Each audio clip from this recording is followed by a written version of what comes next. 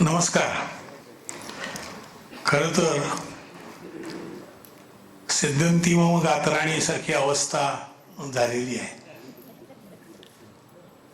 तात्यासाहेबांनीच कौंतेयमध्ये जसं वर्णन केलं असेल तशी पहिले 5 मिनिटं मी इकडं तिकडं बोलतो आणि नंतर मग लिहून आणलेलं आपल्याला वाचून दाखवतो.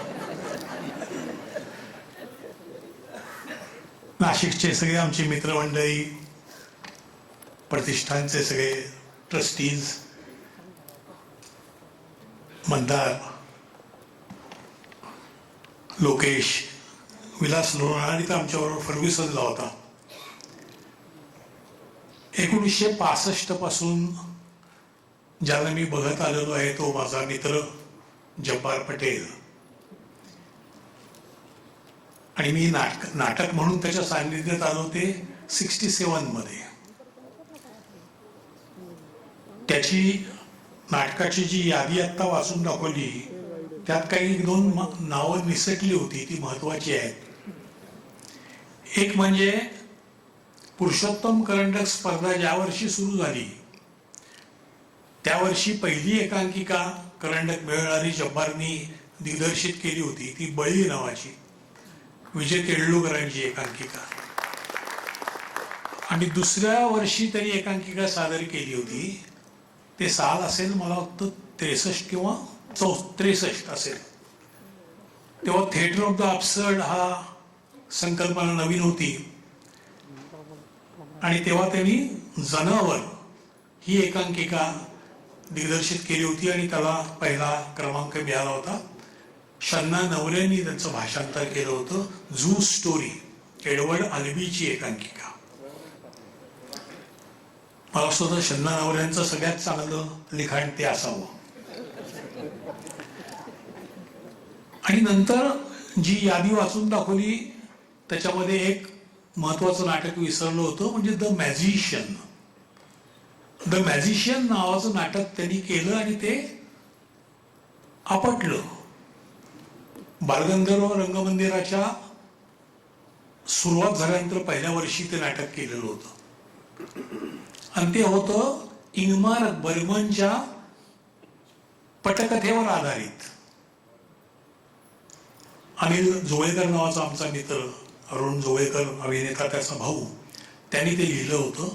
ते एका प्रयोगात पडलं, परंतु तो प्रयत्न पटकथा रंगमंचावर आणण्याचा प्रयत्न तो त्यांनी केला होता. ही 2 नाटकं त्याच्यातनं विसरली तर ती मी आता मला आठवली ती मी सांगितली.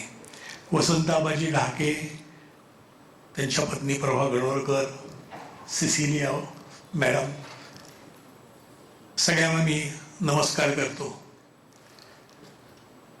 आज जब्बारने उल्लेख केला ती माझी पत्नी दुर्दैवाने नाही, तिला जाऊन परवाच्या दिवशी 18 वर्ष पूर्ण होतील. परंतु आमचा मुलगा मिकीन या ठिकाणी आहे, माझी बहीण भारती भेडे या ठिकाणी आलेली आहे, भाऊ सुधीर काही कारणाने येऊ शकला नाही, चुलत भाऊ इथं जो नाशिकलाच असतो सुरेश आळेकर आणि त्याची पत्नी ती इथे आलेली आहे. असे कौटुंबिक मंडळी पण आज इथं समोर दिसत आहेत. माझे काही विद्यार्थी कदाचित असतील ते इथं शूटिंगमध्ये आहेत. विनोद लवेकर नावाचा आमचा विद्यार्थी आहे, त्याचं युनिट इथे इंद्रायणी नावाचं सिरियल काही दिवस त्याची चालू आहे. तर हा दिलेला जो पुरस्कार आहे तो नेहमी म्हणतो की नाटक कधी एकट्याचं नसतं, नाटक ही समूह कला आहे. कवी असेल तो एकट्याचा असतो, कथा कादंबरी एकट्याची असते, पण नाटक आमच्या समूहाचं असतं. नाटकाच्या अनेक घटकांपैकी एक घटक ही संहिता आहे. त्याच्यामुळे जेव्हा संहितेचा सन्मान होतो, जेव्हा लेखकाचा सन्मान होतो, त्याच्याबरोबर इतर घटकाचाही तो सन्मान असतो.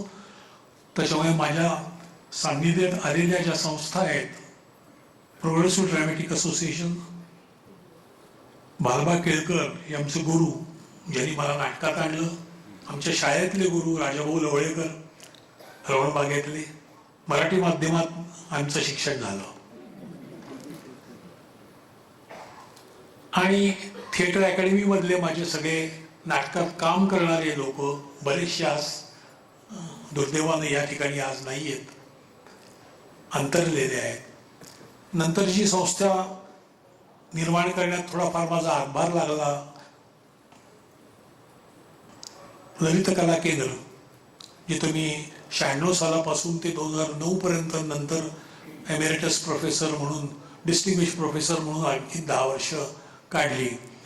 तो विद्यापीठाचा महत्त्वाचा भाग, तिथले माझे सहकारी, तिथले माझे विद्यार्थी, माजी विद्यार्थी, या सगळ्यांच्या वतीनं अत्यंत विनम्रपणे हा पुरस्कार मी स्वीकारतो.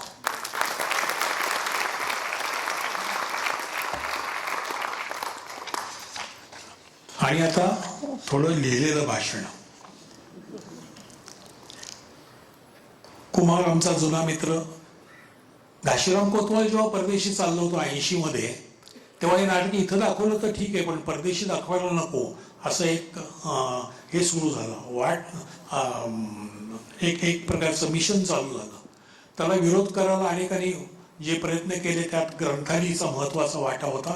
आणि ग्रंथालीसाठी महानिर्वाण नाटकावर 20व्या शतकाचे महानिर्वाण असं कुमारनी एक पुस्तिका लिहिली होती.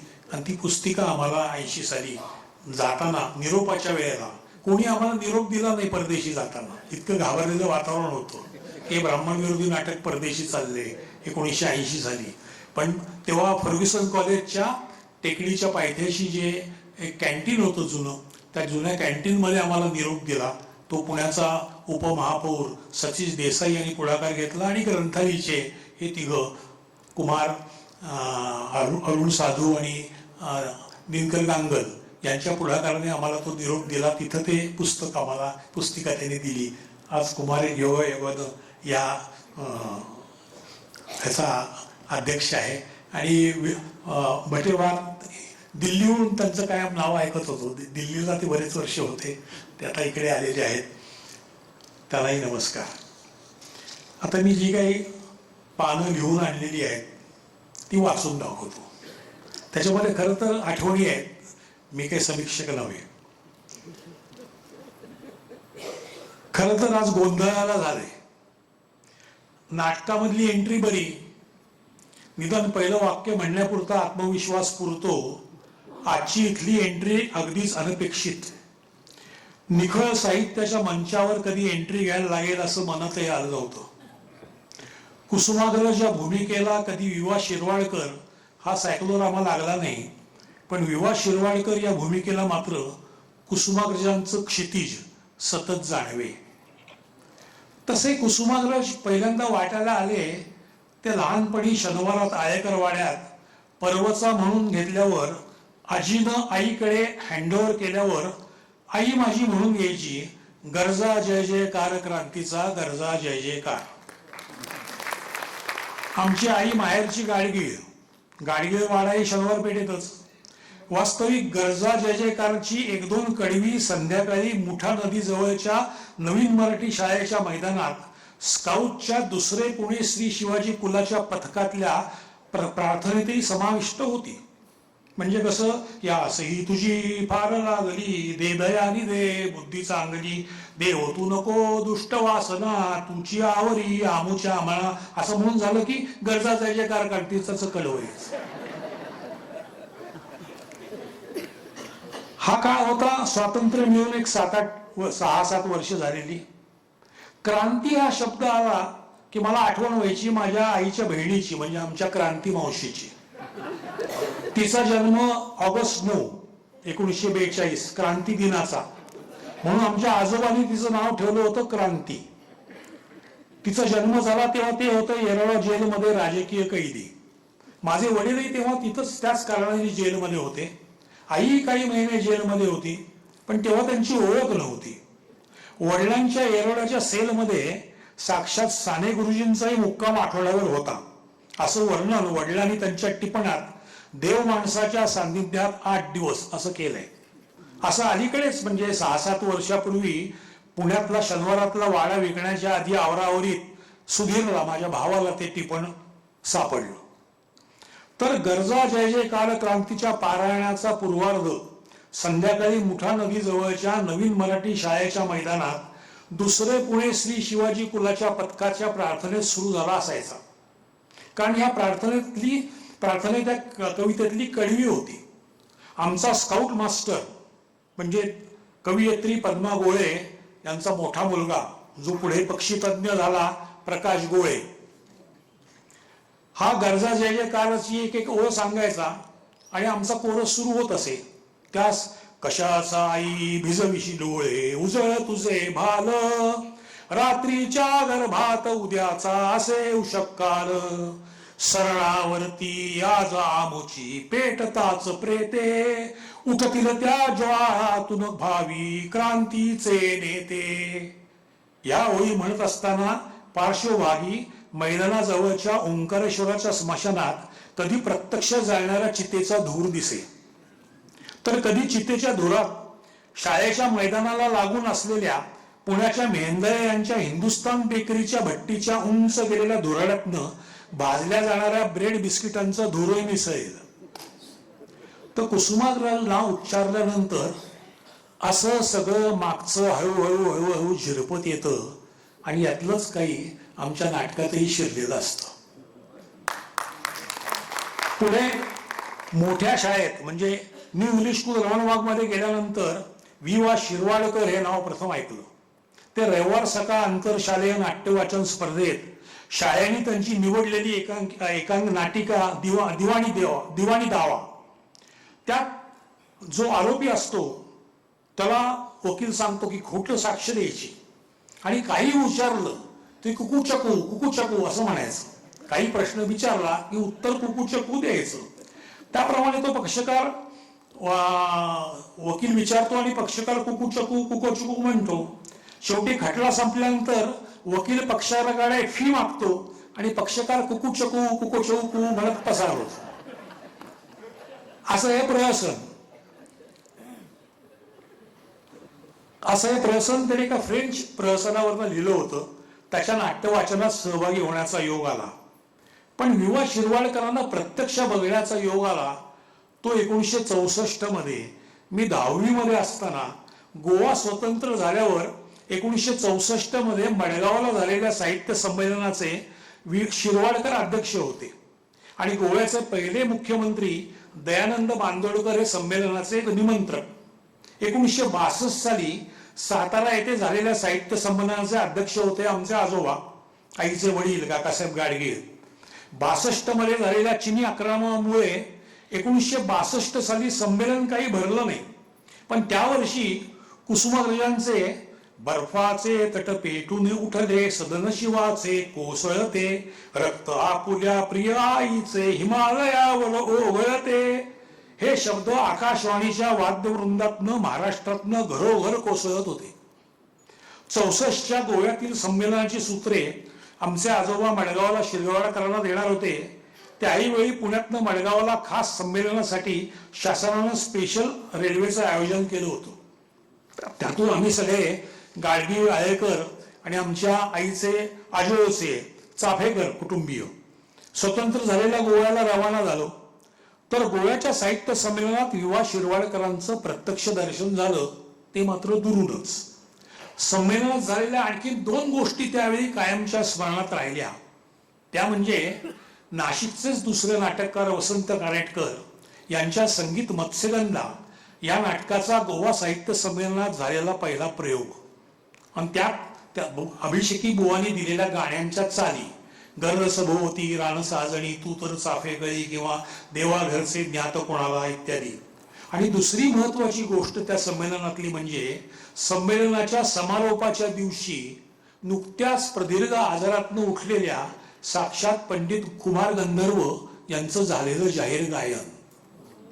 पहिल्या लाईनीत बसून ते ऐकलं. पुढे 65 मध्ये मॅट्रिक झाल्यानंतर दिवाळीच्या सुट्टीत मुंबईला मामाकडे बॅरिस्टर विठ्ठलराव गाडगे यांच्याकडे दादरला हिंदू कॉलनीत. त्याची हायकोर्टात वकिली, त्याला नाटकाची आवड.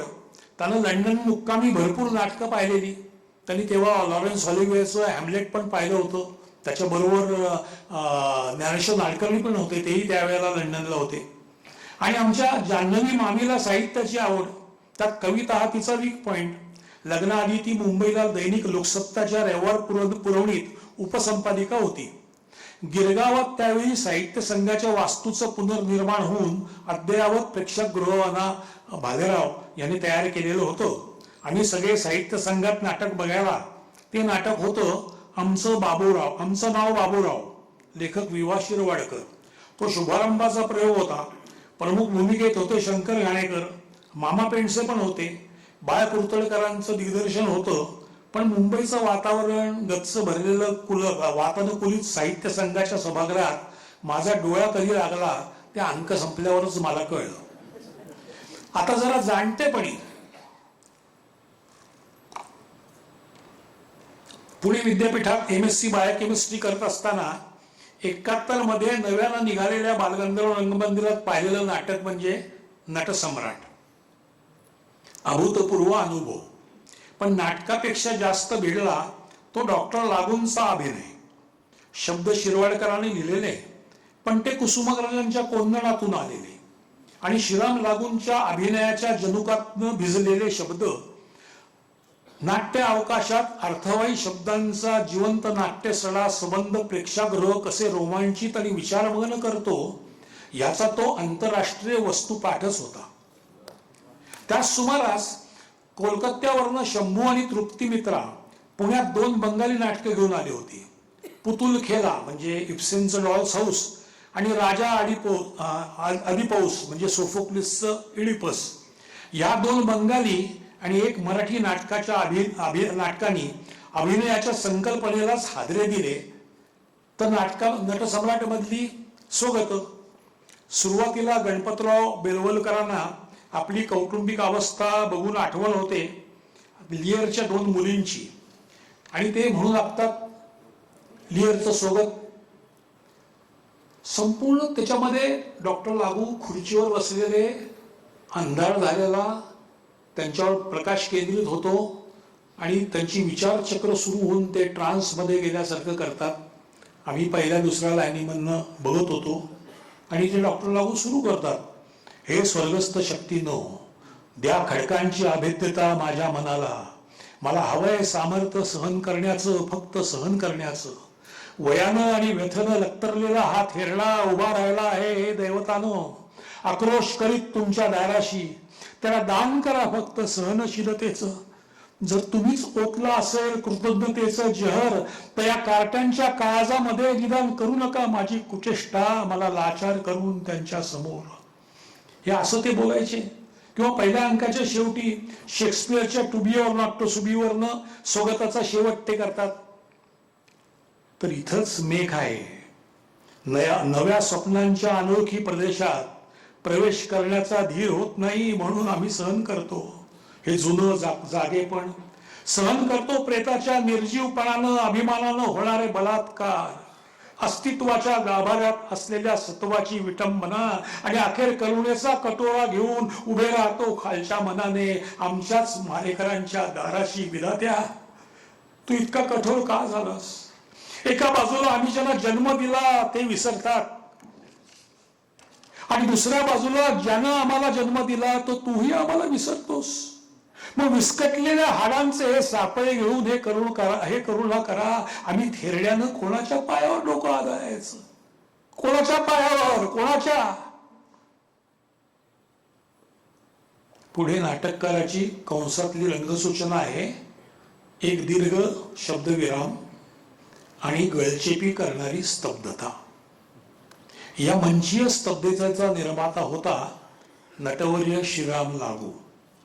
अशा या रंगमंच क्षणांच्या साखळीच्या प्रयोगात अशा या रंगमंच क्षणांची साखळी प्रयोगातनं अनुभवणे हेच आमच्या पिढीचं रंगमंच प्रशिक्षण. तर नटसम्राट हे नाटक वाट्याला आलं ते 71 मध्ये. 72 मध्ये आलं आमचं म्हणजे आमच्या थिएटर अकॅडमीचं घाशीराम कोतवाल. 74 मध्ये महानिर्वाण, 76 मध्ये पुढे 3 पैशाचा तमाशा आणि 79 मध्ये बेगम बर्वे. ही सगळी नाटकं घेऊन आम्ही नाशिकला आमच्या 3-4 वाऱ्या तरी झाल्या. मग नाशिक मुक्कामी आता शिरवाडकरांची म्हणजे तात्यासाहेबांची गाठ पडू लागली. त्यांचं भारदस्त उंच व्यक्तिमत्व, साधा पायजमा शर्ट पोशाख, गळ्याभोवती कायम मफलर, ते आवर्जून आमची नाटकं बघायला येत. कौतुक करीत, घरी बघून पोस्टकार्डने प्रतिक्रिया करीत. 1-2 वेळा त्यांच्या घरी जाण्याचा प्रसंग आला. पहिल्यांदा गेलो, खोली सगळी माणसांनी भरलेली. म्हटलं का कवीकडे एवढी माणसं कशी? तर कळलं त्यांच्याकडे सतत माणसं असतातच, विविध स्तरातनं आलेली माणसं. प्रत्येक जण डॉक्टरकडे नंबर आल्यानंतर हलक्या आवाजात आजाराची लक्षणं सांगेल तसं तो तात्यासाहेबांशी बोले. तात्यासाहेब अत्यंत गंभीरपूर्वक ऐकून खरं का एवढंच बोलत. आता खरं का चा अर्थ प्रत्येकाने आपापल्या पद्धतीने टाळावा. म्हणजे खरं काय याचा अर्थ ते घाईत आहेत त्यांना आज जायचंय, किंवा खरं काय याचा अर्थ आता तुम्ही जा, किंवा खरं काय याचा अर्थ मी तुमच्याशी सहमत आहे वगैरे. पण ते खरं काच्या पलीकडे दुसरं काही बोललेले माझ्या 2-3 भेटीत तरी काय आले नाही. दुसरं असं होतं की कोणी आला, म्हणजे आता आम्ही तरुण गेलो त्यांना कळायचं की हे जरा वेगळे आहेत, मग आम्हाला ते खून करायची की आतल्या खोलीत जा. आतल्या खोलीत जाऊन आम्ही बसलो की काही न सांगता तिथं प्यायला पाणी, बशीभर पोहे आणि चहा किंवा कॉफी हे आपोआप आणून दिलंच जायचं एखाद्या हॉटेलमध्ये गेल्यासारखं. कोणी विचारायचं नाही कशाला आलाय तुम्ही, कोणी सांगितलंय. इथं आलेल्या 8 माणसाला बशीभर पोहे आणि चहा हे, आणि मग मधल्या 2 खरकाच्या मध्ये वेळ त्यांना मिळाला की ते आत यायचे आणि आमच्याशी गप्पा मारायचे. असे 2-3 प्रसंग मला आवडतात. म्हणजे मी कमाल आहे. म्हणजे एखाद्या राजकीय नेत्याला किंवा अभिनेत्याला हेवा वाटावा अशी निर्विष लोकप्रियता कवीनं आपल्या 1 पान अर्ध पान कवितेच्या शब्दानं मिळवलेली. खरकाचा अर्थ प्रत्येकाने आपापला लावावा. एक कवी आपल्या शब्दानं समाजात किती शांतपणे, कोणताही गाजावाजा न करता, कुठलाही झेंडा न मिरवता कसा खोलवर झिरपत साठवला जातो याचं कुसुमाला हे वर्ल्ड मॉड्यूल असेल.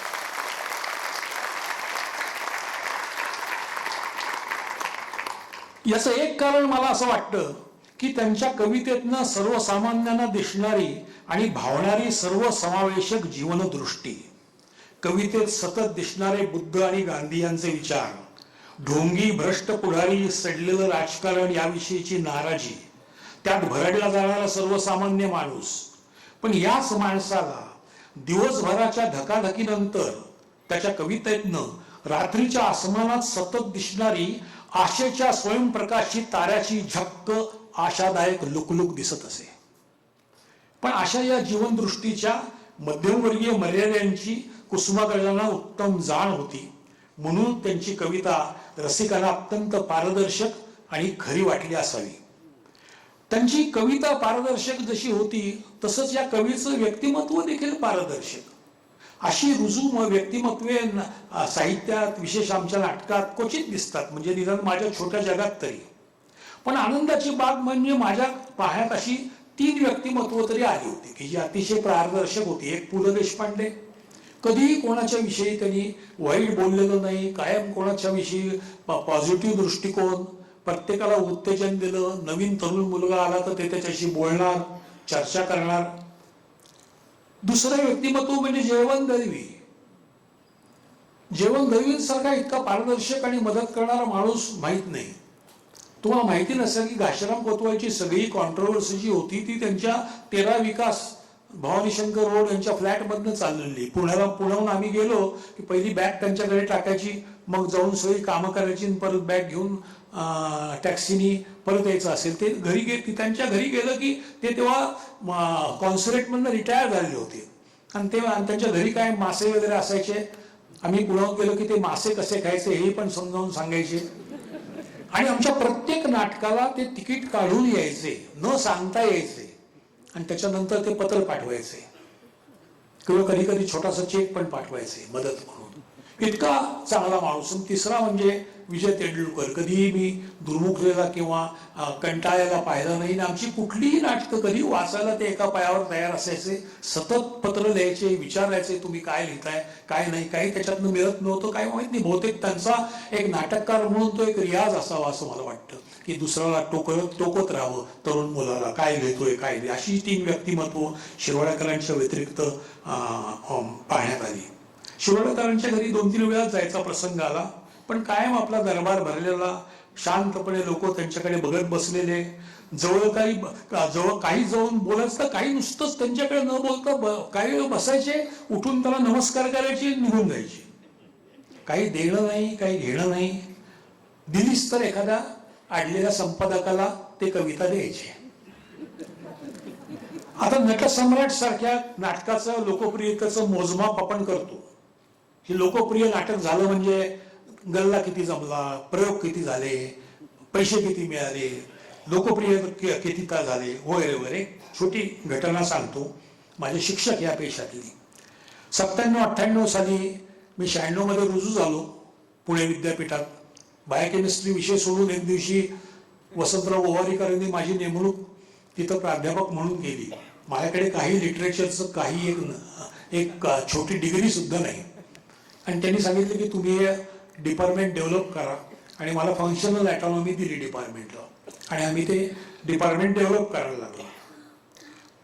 तर जूनमध्ये नव्या होतकरू कलाकारांच्या प्रवेश चाचण्या म्हणजे ऑडिशन्सला मुलं यायची.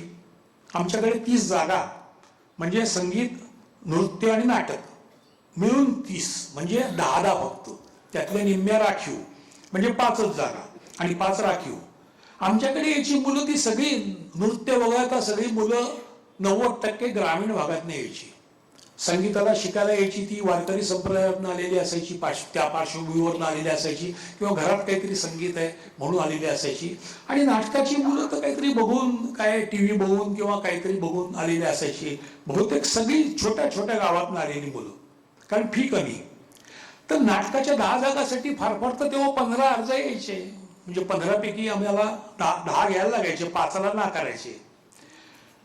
त्यात एक गंमत असायची की पुणे विद्यापीठात जी मुलं ऍडमिशन घ्यायला यायची ती जी 10 ते 15 मुलं यायची ती इसवी सन 2000 पर्यंत, म्हणजे जागतिकीकरणाला सुरुवात होऊन जवळपास एक 90 साली झाली, म्हणजे 10 वर्ष होऊन गेल्यानंतर सरी 1 किंवा 2 मुलगा पायजमा घालून यायचा. आता पुणे विद्यापीठात ऑडिशनसाठी 1998 साली पायजमा घालून सहसा कोणी येईल असं वाटलं नाही, पण 2 मुलं तरी किमान यायची. नाटकातलं तर इन्व्हेरेबली एक तरी असायचाच पायजमा. म्हणजे त्याच्या साधारण तेव्हा ते पायजमा म्हणजे फॅशनेबल असं झालेलं नव्हतं आत्ता जसं झालंय तसं, की आता कोणी पायजमा घालून गेलं तर ती फॅशन वाटते. तेव्हा ते एक अर्थकारणाचं एक निशाणी होती ती. तर तो पायजमा घालून मुलगा आलेला. नंतर पाहिलं की मी आधी बाहेर बसलेलो असायचो, आधी लवकर येऊन. ऑडिशन 11 वाजता असलं तरी मी लवकर जाऊन बसायचो मुलांशी गप्पा मारून. तर तो मुलगा आला तर तो अनवणी आला. मी विचारलं की कुठून आला? तो म्हणला मी कराडजवळच्या पाटण तालुक्यातनं आलो, पहाटे बसनी आलो आणि स्वारगेट ते पुणे कसा आला असतो? म्हणलं मी पायी आलो. म्हणलं बरं बस. म्हणलं मी तू बस. त्याला म्हणलं काही चहा कॉफी तुला काही नाश्ता वगैरे? तर तो म्हणला नाही नको. म्हणलं का रे बाबा का नाही? तो म्हणला नाही मी सकाळी फक्त दूध पितो. मी म्हणलं तर इथं दूध कुठे तुला मिळणार? मला माहित नाही. मी काही तो विषय मग पुढे वाढवला नाही. दूध पितो म्हणल्यानंतर म्हणलं तू कॅन्टीन मध्ये जाऊन विचार तिथं दूध आहे का. बर. तो बसला ऑडिशनला. मला तर त्यावेळेला माझ्याबरोबर मला आठवतं त्याप्रमाणे वामन केंद्रे असावा किंवा राजू नाईक पण असावा. तर मी त्याला म्हटलं की अरे तू कोण, काय करतोस? तो म्हणला नाही मी पाटण तालुक्यातनं आलो, गावात एकच कॉलेज आहे, त्या कॉलेजमधनं म्हणला मग काय? तो घरी थोडी जमीन आहे, वडील वारलेले आहेत, आई शेतीचं बघते. म्हटलं मग तू काय करतोस? तो म्हणलो की मला अभ्यास करायला मिळावा म्हणून आई म्हणते की तू ही गाय घेऊन रानात जा आणि गाय चार आणि पुस्तकं वाचत बस. म्हणून मी पुस्तकं घेऊन जातो. ते एकदा ग्रंथालयातनं मी पुस्तकं घेऊन जात असताना एक पुस्तक आणलं आणि त्यांनी ते पुस्तक उचललं होतं. म्हटलं कुठलं पुस्तक होतं ते? तो म्हणला नटसम्राट. नटसम्राट. म्हणलं तू त्याचं काही पाहिलं का? नाही काही नाही पाहिलं. मी गाय चरताना मी ते वाचतो, मला आवडायला लागलं. तो म्हणलं हो आवडायला लागलं. म्हटलं ऑडिशन तू देणार? हो देणार. म्हटलं कुठला प्रवेश म्हणून दाखवणार? तर तो म्हणला सर 5 नंबर सांगा. 5 नंबर सांगा. तेव्हा आम्ही 2-3 पुस्तकं नेहमी ठेवलेली असायची. एक नटसम्राट, मुलांना त्याच्यातलं आवडायचं. दुसरं तुझं पाशी, रायगडाला जो जाग आहे ते, आम्ही गैर बोललो वगैरे, तो एक प्रसिद्ध. नंतर शांतता कोट चालू आहे म्हणजे लीला बेणारेचं. आणि तिसरं एक असायचं म्हणजे तुला शिकवीन चांगलाच धडा, फुलराणी. अशी 4-5 पुस्तकं ठेवलेली असायची. काय आडलं तर रेफरन्स दाखवाच म्हणून. हा नटसम्राट, याला सांगितलं, नटसम्राट सर 5 नंबर सांगा की हा धडाला सुरू केलंय. म्हटलं तू काय करायचं? तो म्हणला नाही, मी रानात गाय चरायला लागली की मी हे पुस्तक मोठ्यानं म्हणायचो म्हणलं. मी म्हटलं कमाल आहे, रान आहे, समोर डोंगर आहे सह्याद्रीचं, तिथलं म्हणजे कोकणाच्या इथला तो माळ रान त्याला दिसत असणार, गाय चरतीये, हाच नट, हाच प्रेक्षक, आणि संवादाला दाद गायीच्या घंटेची मिळाली तर. म्हणजे कलाकृतीच्या यशमापाचं मोजमाप कुणी कशाच्या निकषावर कसं ठरवायचं? हा मुलगा पुढे 3 वर्ष शिकला, ललित कला केंद्राच्या अनेक नाटकातनं कामं केली. नंतर तो पत्रकार झाला, पुढे तामिळ शिकला असं कानावर आलं. नंतर काही संपर्क नाही आला त्याचा, दुर्दैवाने. रामचंद्र काळे त्याचं नाव. पण मला जास्त नाटक जे भावलं ते शिरवाडकरांचं 57 मध्ये लिहिलेलं कौंतेय हे नाटक. कर्ण आणि कुंती यांच्या नात्यावरच्या दोलायमानतेवर. नाटकात कर्ण हा कौरवांचा सेनापती आहे. तो पांडवांचा पराजय नक्की करणार अशी हवा आहे. 3ऱ्या अंकात कर्ण रात्री पांडवांच्या गटात गुप्तपणे आईला कुंतीला भेटायला येतो.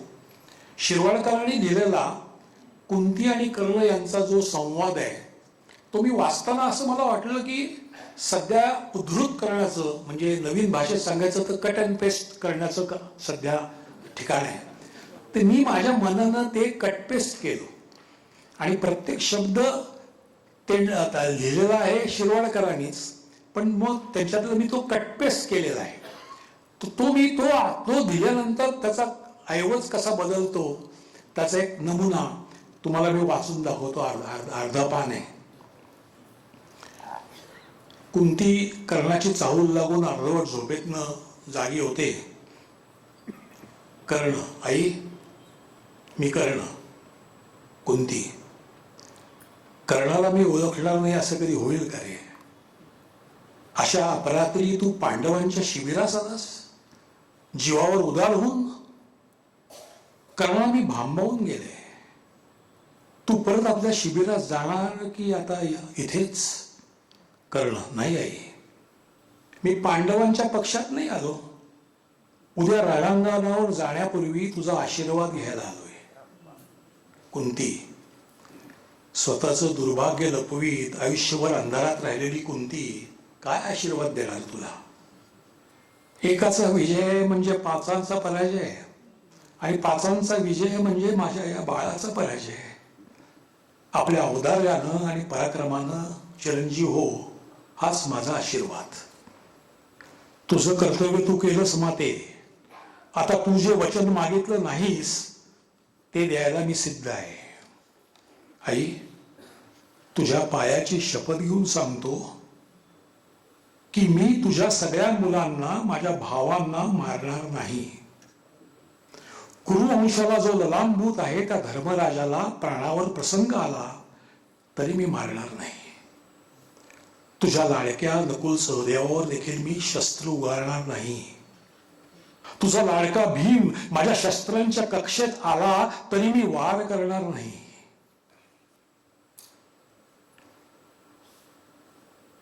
कुंती आणि अर्जुन, कर्ण,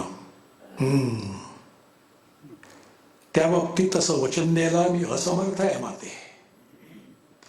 तुझे 5 पुत्र जिवंत राहतील, अर्जुनासह किंवा कर्णासह. कुंती, अरे किती भयंकर द्वंद्व. मला तुम्ही दोघंही हवात. कर्ण, अशक्य आहे. मी दुर्योधनाशी कधीही द्रोह करणार नाही. दुर्योधनाचा मित्र दुर्योधनासाठी लढेल, पण धाकट्या भावांच्या जीवाला इजा पोचून देणार नाही. अर्जुनाच्या बाबतीत मात्र आई, मला मोकळीक दे. कुंती, हो म्हणण्या वाचून मला गत्यंतर नाही. जा बाळा, अर्धी रात्र संपत आली, माझ्यावर रागवू नकोस हा. आणि माझ्या दुर्भाग्याची कीव कर एवढंच आई म्हणून हक्काचं मागते. जा, ईश्वर तुला उदंड आयुष्य दे. कर्ण कुंतीच्या पायावर डोकं ठेवतो. तर हे असं कुसुमाग्रज या जनस्थानाचं माझ्या आकलनात आलेलं विश्व. आता समारोप करताना स्वातंत्र्योत्तर काळात जन्मलेली आमची पिढी, आमच्या वयाबरोबरच खांडेकर, फडके साहित्याचा संसार आक्रसत गेला. कोसलामुळे साहित्याचा नवा आयाम सुरू झाला. कोल्हटकरांची कविता, नामदेव ढसाळ्याची कविता आणि साहित्य निर्मितीचा मध्यमवर्गीय केंद्रबिंदू महानगर शहर पासून दूर पसरत पसरत ग्रामीण केंद्री झाला. सर्व समाज स्पर्शी झाला.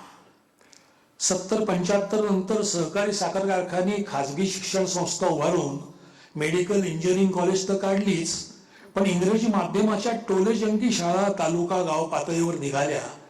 त्यालाही आता 40 वर्ष होऊन गेली आणि यंदा आपली मराठी भाषा अभिजात झाली. पण मराठी भाषेचा आज क्षीण होत जाताना बघणे आपल्या नशिबी आहे. एकूणच साहित्याचा परीख, पुस्तकं विक्री आटत चालली आहे. त्यातल्या त्यात खुश खबर म्हणजे आमच्या नाटकाला गेल्या 3-4 वर्षात मात्र सुगीचे दिवस आलेत. सगळीकडे नाटकाला गर्दी आहे. एक समाधानाची बाब म्हणजे इंग्रजी माध्यमात शिकलेली मुलं वेब सिरीज, चित्रपट, नाटकं मात्र मराठीत करताना दिसतात. 90 पूर्वी सगळं सांस्कृतिक क्षेत्र एकसंध दिसायचं. एकच राजा परांजपे, एकच सुधीर फडके, एक माडगुळकर, एक पु ल, एकच कुसुमाग्रज. आता नेमाडी एकसंध राहिलेली नाहीत. 90 नंतर सगळं चकचकीत क्रमशः बदलत गेलं आणि 2014 नंतर तर सगळीच सामाजिक राजकीय घडीच बदलून गेलेली दिसते. त्यालाही आता 10 वर्ष झाली, म्हणजे एक पिढी गेली. या अशा सामाजिक बदलास तोडीस तोड साहित्य आणि नाटकाला बदलावे लागते असं इतिहास सांगतो. या सामाजिक राजकीय विखंडतेतून तरुण कलाकारांचा नवा दृष्टिकोन कलेतून झिरपावा. जसा तो दुसऱ्या महायुद्धानंतर असंगत अपसर्ड म्हणून रंगभूमीवर आला. पुढे 70च्या दशकात व्हिएटनाम युद्धाच्या नैराश्यातून आपल्या नाट्यशास्त्राच्या व्याकरणातून प्रेरणा घेऊन ग्रोटोवस्की, युजेनियो बार्बा, रिचर्ड शेकनर यांनी आपापल्या देशातल्या म्हणजे पोलंड, डेन्मार्क, अमेरिका येथील समांतर रंगभूमीवर आपले विचार नाट्यशास्त्र प्रणित व्याकरणाच्या आकलनाने समजावले. ज्यात अंगिक अभिनय पुढ्यात होता, शब्द मागे होता. आपल्याकडे मणिपूरला 2014च्या अलीकडेपर्यंत राजकीय नाटक अतिशय पुढारलेलं आपल्याला दिसतं, पण तेही आता निस्तेज झालेलं दिसून येईल. तसे आपण आपल्या मातीच्या, जातीच्या आणि धर्माच्या इतिहासाचं, परंपरांचं कला उत्खनन कसे आणि कधी करणार? पण अशी मनसोक्त नांगरणी म्हणजे डिसेक्शन करण्यासाठी समाजाला लागणारे अनिवार्य निर्भय वातावरण राज्यकर्ते आपण करून देणार का? हा खरा आजचा कळीचा प्रश्न आहे. धन्यवाद.